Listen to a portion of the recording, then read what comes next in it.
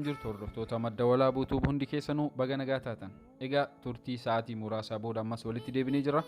Viidiyoo ajaa'ibaa wayii qabadhee isiniif dhiyaadhe ammas jechuudha. Innis maaseetu waa'ee Imo irraa. Imoon keenya wanta haaraa qabatee dhufee jira. Isa haaraa wantoota haaraa inni qabatee kana isin garsiisuudhaaf dhufee. Egaa hanga dhuma viidiyoo kanaatti nu waliin turaa siin jedha. Namoonni chaanal kiyya haaraa dhuftan subscribe godhaa. Akkasumas yoo isinitti toles like godhuun bira darbaa jechuudha. So jalqabarra Imo keessan eegaltu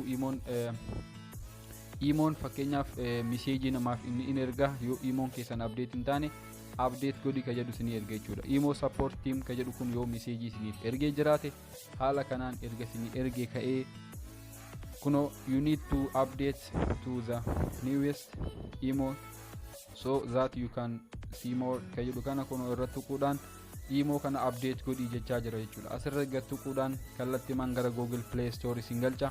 Eegas booda Imo keessan update gootu jechuudha. Erga update gootanii fakkeenyaaf open haa goonu. Haala kanaan erga seennee kaanee sarara sadii tuqaa jalaa kanarratti hin tuqna. Eega tuqne kaanee profile keenya irra galla jechuudha. Fakkeenyaaf as iddoo kanarratti duraan wanta hin qabne kun add music jedhu kana asirratti tuquun muuziqaa barbaanne muuziqaa wantoota nama kolfisiisan afaan ingiliffaatiin ka jiran asirratti ni argattu. Akkasuma immoo iddoo kanarratti muuziqaa jaalalaa jira. Akkasuma immoo kun kaboo'icha wantoota akka gaddaa wantoota adda addaa asirratti ni argattu. Muuziqaa bifa barbaaddan asirratti osoo gadi hin buusne dhaggeeffatuu dandeessu jechuudha. So inni lammaffaan immoo kasin garsiisu as iddoo kanarratti tuquudhaan akkasuma iddoo qalamaa kanarratti tuqxu jechuudha. Sarara asii kanarratti tuqxu. Eegas booda background ka jedhu kanarratti tuqxu. Background keessan bifa barbaadaniin kun haala kanaan jijjiirachuu dandeessu. Kun haala amma argaa jirtan kanaan jijjiiruu dandeessu jechuudha.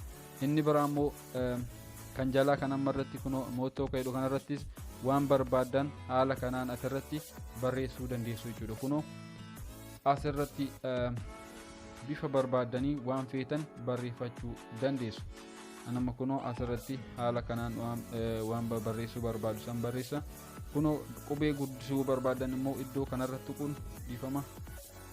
Kuno iddoo kanarratti tuquudhaan iddoo qubee A jiru kanarratti tuquun haala kanaan qubee guddisuu dandeessu, xiqqeessuu dandeessu.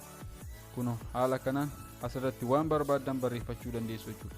Akkasuma immoo kuno haala argaa jirtan kana asirrattis waan barbaadan barreessuu dandeessu.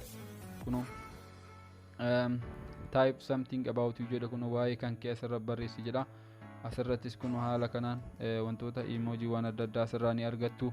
So haala kanaan keessa galtanii Imo kana yoo irraa fayyadamtan baay'ee tokko waan namatti toludha. Update godhaa Imo keessan haala kanaan Imo keessan irraa fayyadamaa Imo haala gaarii ta'e tokko waan nama gammachiisudha. Egaa viidiyoon kun akka isinitti tolu abdii guddaan qaba. Channel kiyya immoo subscribe godhuu hin dagatinaa. Viidiyoo biraa haaraa qabadhee hanga isiniif dhiyaadhutti turtii gaarii.